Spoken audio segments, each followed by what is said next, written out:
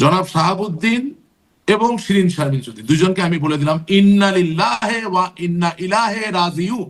যখন আমরা যেটা পাই হুজুগে লাফাই লাফ দিয়া পড়লাম। আরে রাষ্ট্রপতি নিয়ে লাফাইতেছেন, আজকে যদি সংসদের স্পিকার বইলা বসতো আমি রিজাইন করবো না, তাহলে কি দাঁড়াইতো জিনিসটা আপনি মনে করেন? যেহেতু স্পিকার হিসেবে উনি আমাদের সামনে ছিলেন, অন্য কোনো ভাবে তার ওনাকে আমরা চিনতাম না। উনি বিশ্বের একটা বিশাল বড় বিস্ময়, কারণ পৃথিবীর কোথাও সরাসরি ভোটে যারা নির্বাচিত হন তাদের স্পিকার সংরক্ষিত আসন থেকে হয় না। এটা একটা বিরল একটা ইতিহাস, এটা চিরকাল লেখা থাকবে, এটা তো পরিবর্তন করা যাবে না।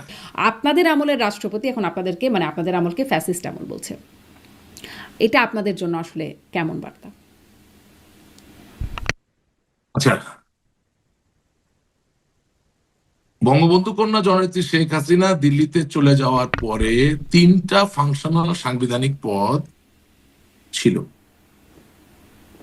মহামান্য রাষ্ট্রপতি জনাব শাহাবুদ্দিন, মাননীয় স্পিকার শিরিন শারমিন এবং ডেপুটি স্পিকার জনাব শামসুল টুকু সাহেব।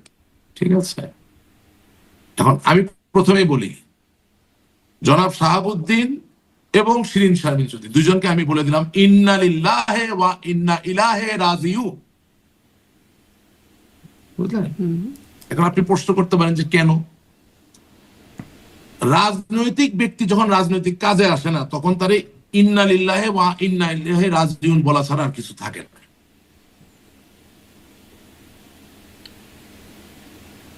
আপনি আজকে শুধু প্রেসিডেন্ট প্রেসিডেন্ট প্রেসিডেন্ট রাষ্ট্রপতি নিয়ে লেগেছেন। যদি রাষ্ট্রপতি তার জায়গায় বলে বসে যে আমি তো রাষ্ট্রপতি হইতে চাইনি, আমি তো স্বপ্নে দেখিনি কোনোদিন আমি রাষ্ট্রপতি হব, কি বলবেন? উনি যদি বলে বসেন যে আপনারা যখন দেশ ছেড়ে চলে গেলেন আমার একটু সাথে নিয়ে যাইতেন, এটার উত্তরে কি বলবেন? উনি যদি বলেন যে ইয়াজউদ্দিন রাষ্ট্রপতি ছিল, ইয়াজউদ্দিন যে বিএনপি তাকে রাষ্ট্রপতি বানিয়েছিল, সেই বিএনপির বিরুদ্ধে দুর্নীতিগ্রস্ত অপশাসনের বিএনপির শাসন থেকে দেশ আজ মুক্ত হইলে বক্তব্য দেয় নাই? স্মরণ করে দেখেন 111 সরকারের সময় যখন টেক ওভার করলো, দিয়েছে কিনা? আব্দুর রহমান বিশ্বাস বিএনপির রাষ্ট্রপতি যখন 96 সালে আওয়ামী লীগ সরকার গঠন করলো, তখন আওয়ামী লীগকে অভিনন্দন জানিয়ে বক্তব্য দেন নাই? মানে অভিনন্দন জানিয়ে বক্তব্য দেয়া এক, আর একটা হচ্ছে ওই পুরো আমলটাকে ফ্যাসিস্ট আমল বলে ফেলা। না না না, আমি বলছি যে প্রতিটা জিনিসের তীব্রতা তো দিন দিন বাড়ছে। এখন এই রাষ্ট্রপতি একা মানুষ, দলে নাই আওয়ামী লীগ, রাস্তায় নাই আওয়ামী লীগ, কোথাও কোনো নেতা কর্মী খুঁজে পাচ্ছে না। ওনার শরীরের কোন অঙ্গের সাথে অস্ত্র ঠেকায় কি ওনাকে বলছে আপনি জানেন কিভাবে? উনি যে বাংলাদেশ জিন্দাবাদ বইলে মানে টিকে গেছে, আপনি তো ওনার পাশে নাই, আমি তো ওনার পাশে নাই, আমি নিজের ঘাড়ে নিয়ে বলছি আমি তো পালিয়ে গেছি। আমি পালানোর সময় তো বলি নাই যে মহামান্য রাষ্ট্রপতি আপনি আমার সাথে আসেন। আমি যে একটা স্পিকার বানাইছিলাম, ওই যে বললাম দুজনকে ইন্না লিল্লাহি বলছি না, কেন বলছি আপনার বুঝতে হবে। কারণ শিরিন শারমিন চৌধুরীকে আপনি স্পিকার বানিয়েছেন সরাসরি ভোটে নির্বাচিত সংসদ সদস্যদের স্পিকার অভিভাবক হওয়ার জন্য, যেখানে তিনি নিজেই ছিলেন সংরক্ষিত আসনের। তা নিশ্চয়ই কোনো কারণে বানিয়েছেন। স্পিকার হবে কে? যে সংকটকে মোকাবেলা করতে পারে। নোয়াখালীতে তার বাড়ি, সেখান থেকে নিয়ে রংপুরের মানুষের ওখানে আপনি আর কোনো নেতা পান নাই, পীরগঞ্জ থেকে ওনাকে এমপি বানিয়ে দিচ্ছেন, ভালো কথা। তাহলে সংকট যখন আসলো, উনি যদি 2রা সেপ্টেম্বর 2024 সাল রিজাইন করতে পারেন, ডেইলি স্টারে নিউজ আছে, প্রথম আলো জানেন, তাইলে রাষ্ট্রপতি কি দোষ করলো? সংবিধান কি শুধু একজনের দায়িত্ব মেনটেন করা? বরঞ্চ যারা আপনি ডেপুটি স্পিকার হিসেবে রাখছেন তাকে তো মাইক থাপ্পড় সব দেওয়া হয়েছে, কিন্তু সে রিজাইন করে নাই। তাকে হাজার অত্যাচার করার পর সে রিজাইন করে নাই। তার মানে কি? তার মানে আমি আপনার এই অনুষ্ঠানের মধ্যে বলতে চাচ্ছি যে পলিটিক্যালি প্রুভেন সোল ছাড়া যাদেরকে আপনি সংবিধান রক্ষা করার দায়িত্ব দিবেন, যাকে রিজাইন করতে বলা হয়েছে তিনি রিজাইন করেছেন, যাকে আসলে সেরকম চাপ দেওয়া হয়নি তিনি করেন নাই, বিষয়টা কি এরকম নাকি? নো নো নো, মারাত্মক রকম অত্যাচার করা হয়েছে। না করে চলে গেছেন বলে দাবি। নো নো, শামসুল হক টুকুর মারাত্মক চাপ দেওয়া হয়েছে, সে তো রিজাইন করে নাই। আপনি তো ধরতেই পারেন। আমি বলছি পলিটিক্যালি প্রুভেন যারা, রাজনৈতিক ভাবে যিনি প্রমাণিত, তারে আপনি যে জায়গা মতো রাখেন, সে তো ক্রাইসিসে ভাঙবে না, সে আপনার ফাইট করবে। আপনি 17 বছরে উল্টা পাল্টা লোক আমরা বসাইছি, আপনারা জানেন শিরিন শারমিন চৌধুরী কোথায়? মানে সংসদের প্রথম অধিবেশনে তারেক রহমান বলছেন যে না, উনি স্পিকার, রিজাইন করে ডেপুটি ভালো স্পিকার আছেন, উনি তারা রিজাইন করে ভালো আছেন। নিখোঁজ।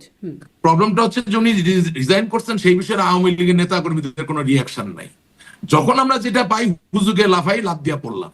আরে রাষ্ট্রপতি নিয়ে লাফাইতেছেন, আজকে যদি সংসদের স্পিকার বইলা বসতো আমি রিজাইন করবো না, তাহলে কি দাঁড়াইতো জিনিসটা আপনি মনে করেন? রাষ্ট্রপতি কি আছে? ওর কিছুই নাই, কোনো ক্ষমতাই নেই তার সাংবিধানিক, হি হ্যাজ নাথিং।